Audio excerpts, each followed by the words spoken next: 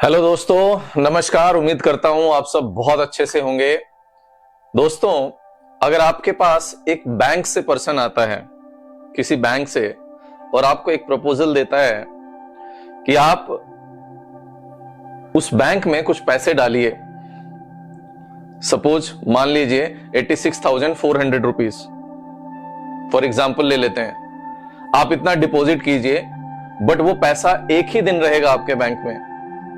अगर आपने same day खर्च कर लिया फिर तो ठीक है, नहीं अगर खर्च कर पाए उसको तो वो विद इन, जैसे ही वो 24 घंटे होगा, विद इन 24 आवर वो लॉस्ट हो जाएगा, उसका अमाउंट खत्म हो जाएगा या आपका बैलेंस जीरो हो जाएगा। उस पैसे के अगेंस्ट में कोई भी ओवरड्राफ्ट आपको नहीं मिलेगा, उस पैसे के अगेंस्ट में कोई एडिशनल लोन नहीं मिलेगा आपको, उस पैसे के अगेंस्ट में कोई क्रेडिट कार्ड नहीं मिलेगा, उस पैसे के अगेंस्ट में किसी भी तरह का कोई भी अदर फैसिलिटी आपको नहीं मिलेगा। सिर्फ ये मिलेगा कि वो बैंक है जिसमें आपने 86,400 रुपीज रख दिया, एक दिन के लिए यूज कर लो। एक दिन अगर नहीं यूज करते हो, अगर पूरा का पूरा भी बचा है तो वो अगले दिन जीरो हो जाएगा। फिर अगले दिन आपको अमाउंट डालना पड़ेगा और जो भी अमाउंट डालोगे फिर एक ही दिन रहेगा। आप क्या करोगे? आप उस बैंक में अपना अकाउंट खोलोगे? शायद हम में से सब यही कहेंगे कि नहीं, हमें ऐसा बैंक नहीं चाहिए और हम ऐसे बैंक में अपना अकाउंट नहीं खोलेंगे। बट दोस्तों बताऊं, हम सबके पास एक ऐसा अकाउंट है और ऐसा बैंक है जिसमें जितनी सारी चीजें अभी एक्सप्लेन की, इसी के प्रिंसिपल पे काम करता है, और वो है हमारा टाइम बैंक। जी हाँ दोस्तों, समय। हमारे सबके पास 24 घंटे होते हैं। वो 24 घंटे को अगर सेकंड्स में मैं कन्वर्ट करूं तो वो आता है 86,400 सेकंड्स। हम सबको ये 24 घंटे में मिलते हैं और ये अगले दिन कैरी फॉरवर्ड नहीं होते हैं। तो अगर हमने यूज नहीं किया इसको ठीक से तो ये लॉस्ट है या जीरो हो जाता है। अगले दिन फिर वही रिचार्ज किया जाता है 86,400।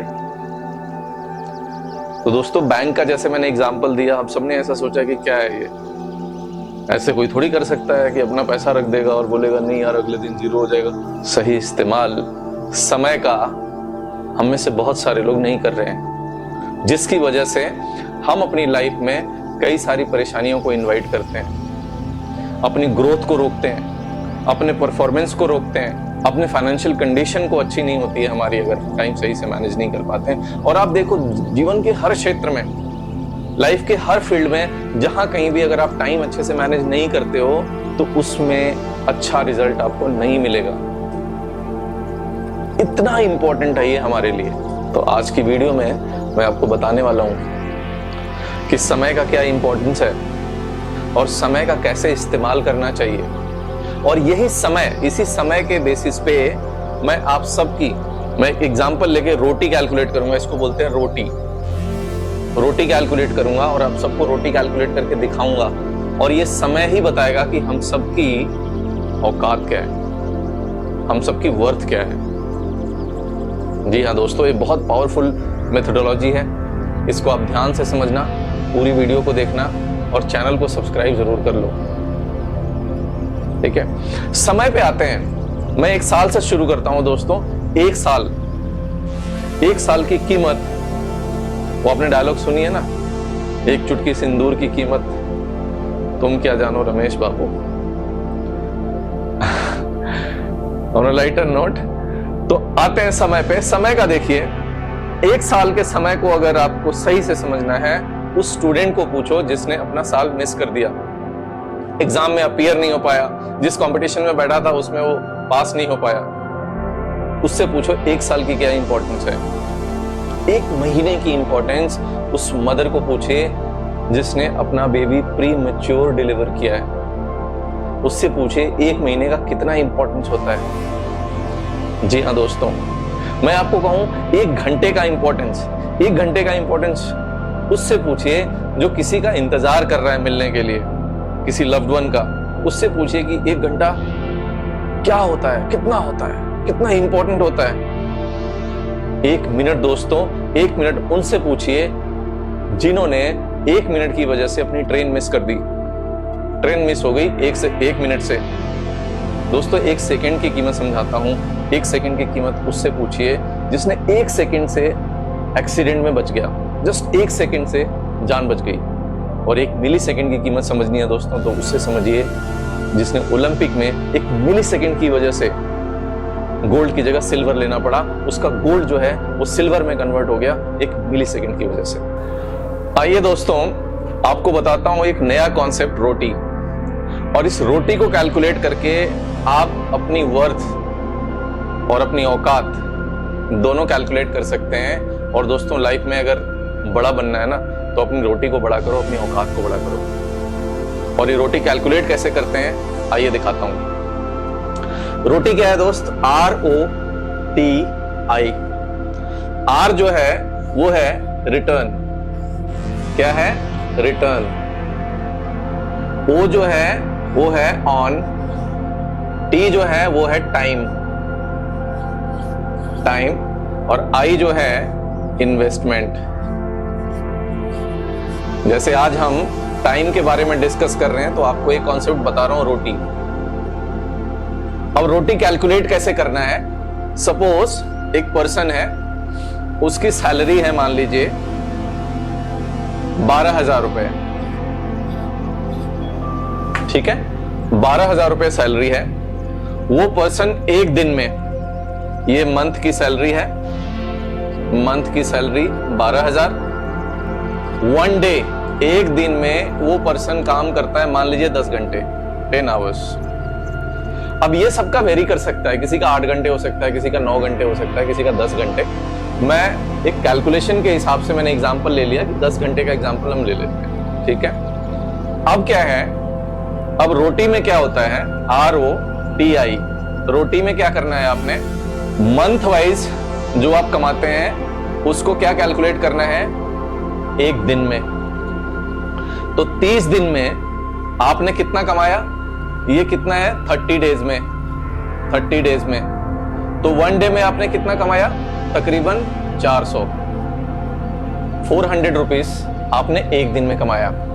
ठीक है, अब इस 400 को, रोटी हम निकाल रहे हैं, 400 को डिवाइड कर देता हूं 10 से, ये आता है 40। इसका मतलब क्या हुआ? इसका मतलब ये हुआ कि उसके 1 घंटे की कीमत, the value of 1 hour for him it is 40 rupees. अगर किसी भी चीज में, किसी भी काम में अगर वो अपना 1 घंटा वेस्ट करता है, तो कितना वेस्ट करता है? 40 रुपए। अगर किसी को अपना 2 घंटे देता है, तो एक तरीके से उसने 80 रुपीज उसने दे दिया। तो उसने क्या सोचना है? पहले तो उसको ये कोशिश करनी है कि अपनी रोटी का टारगेट बनाए कि अगर उसकी रोटी अभी 40 रुपए की है, तो उसकी रोटी 400 की या 4,000 की कैसे होगी। दूसरा उसको ये देखना है कि जब भी वो टाइम वेस्ट कर रहा है, या जब भी टाइम अपना किसी को दे रहा है या किसी काम में लगा रहा है, उसको उसकी रोटी उसके माइंड में आनी चाहिए कि मेरा 1 घंटा कितने का है? 1 घंटा उसका 40 रुपए का है। और दोस्तों 60 मिनट होते हैं 1 घंटे में, और अगर 1 मिनट निकालूं तो तकरीबन 1 रुपए से थोड़ा कम होगा उसका पर मिनट के हिसाब से। तो मैं रोटी क्यों लेके आया आपके लिए? रोटी इसलिए लेके आया, इस कॉन्सेप्ट को लेके आया आपको बताने के लिए कि अपने टाइम को समझो, अपनी रोटी को कैलकुलेट करो। और ये रोटी, चाहे वो बिजनेसमैन हो, चाहे आप नौकरी करने वाले हो, जो भी आपका इनकम का सोर्स है, जितना भी है, वो आप वर्किंग आवर्स के हिसाब से रोटी को कैलकुलेट कर सकते हो। आपने मंथली निकाल लेना है, फिर 1 दिन का निकाल लेना है, और 1 दिन में जितने घंटे आप काम करते हो। ठीक है, so total value of 1 day divided by total working hours in a day, ये रोटी होता है। तो अपनी रोटी को कैलकुलेट करिए और देखिए कि कितनी वर्थ है आपके 1 घंटे की, कितना वर्थ है आपके 1 मिनट का। और फिर जब आपसे कोई आपका 1 घंटा मांगता है, आपसे कोई 1 मिनट मांगता है, तो अपने माइंड में सोचिए कि क्या अगर इस पर्सन से कोई 1 घंटा मांगता है तो उसको ये सोचना चाहिए कि क्या ये 40 रुपए के बराबर है। अगर आप मूवी देखने जाते हैं, कहीं और आप वेस्ट कर रहे हैं, सोशल मीडिया पे वेस्ट कर रहे हैं, तो सिर्फ अपना टाइम नहीं वेस्ट कर रहे हैं, टाइम के साथ साथ ये कीमत भी आप उसको चुका रहे हैं, क्योंकि आपके 1 घंटे की कीमत इस कैलकुलेशन के हिसाब से 40 रुपए है।